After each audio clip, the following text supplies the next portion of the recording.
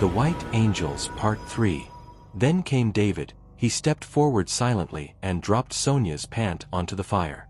Boom! The altar cracked down the middle, the air twisted, the fire turned black, a sudden scream tore through the skies.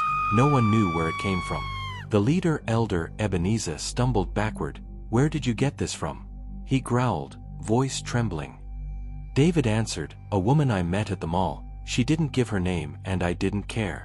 Ebenezer staggered back, closed his eyes and fell to his knees. He began chanting. The spirit had to be consulted.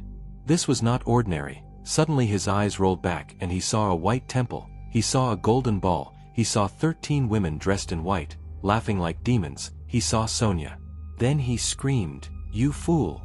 He shouted at David, "You have offered the clothes of a white angel. A woman of the altar, you have opened a doorway of destruction." David paled. Ebenezer rose with fury. "We must retrieve your sperm from their altar. If her cult absorbs your essence, our entire brotherhood will bleed." Back in Lekki, Vinicta stood frozen, eyes glowing faintly with power. "The spirits are restless," she said to the women. "That man you laid with is from the Akemba's fraternity, a blood cult, male-dominated, ruthless. They have vested power through our body parts. You have given him your clothes and he has given us his sperm." Sonia's breath caught in her throat. "So what does that mean?" she asked. "It means," Vinicta whispered, "the balance is broken and someone is going to die." Just then, a gust of wind slammed the temple doors open, and standing there cloaked in dark ash clothes, eyes red with fire, was Elder Ebenezer. The women gasped. He did not walk, he glided. His feet never touched the floor. His presence was like thunder in human form. "Return what is mine," Vinicta said. Elder Ebenezer bellowed. "Give me the seed of my son, and we shall live in peace." Vinicta stood tall. "Return what belongs to my daughter first. Her clothes was taken under the seats. We will not be violated." The two leaders locked eyes. Magic crackled between them like lightning about to strike. "If we do not resolve this tonight, the spirits will take blood from both sides." The temple was silent. The kind of silence that sounds like it's waiting. Elder Ebenezer's robe swayed. Though there was no breeze, his eyes flickered like candle flames. Vinicta, dripped in a long silk veil, embroidered with gold sigils, took a single step forward and raised her hand. The white angels behind her mirrored the motion instantly. They stood still like statues, eyes glowing with that same haunting white light. "We do not cower," Vinicta said. "You will not take from us by Ebenezer." But Ebenezer wasn't blinking. "Then let the gods decide." In that moment, both leaders reached into their robes and pulled out their sacred objects, Vinicta with a moonstone dagger and Elder Ebenezer with a bone-carved horn.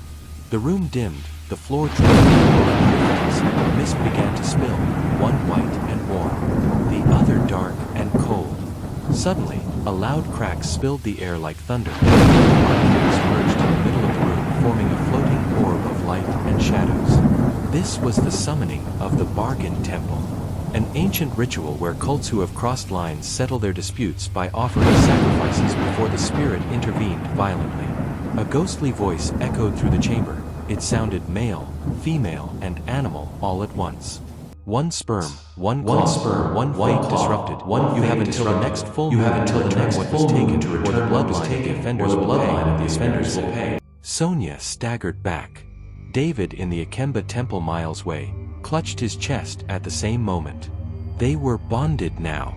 Meanwhile, back at the Akemba compound, Ebenezer turned to David with fury in his eyes. "You have entangled your seed with a queen, a cursed queen. Do you know what that means?" David shook his head. "It means if she dies, you die. If you rise, she rises. The spirit have made a tie. What was meant for sacrifice has now become a shared fate." Elsewhere in Lagos, storm clouds were gathering over the city, unnatural. Too dark for evening. Every dog was howling. Pregnant women reported strange dreams. A pastor in Silesia fell into a trance during service and began screaming, "The waters are at war. The waters are at war." Let's watch out for other episode of the story. Don't forget to like, share and subscribe to Sam 20th TV for notification of new stories. Thanks for watching and remained blessed.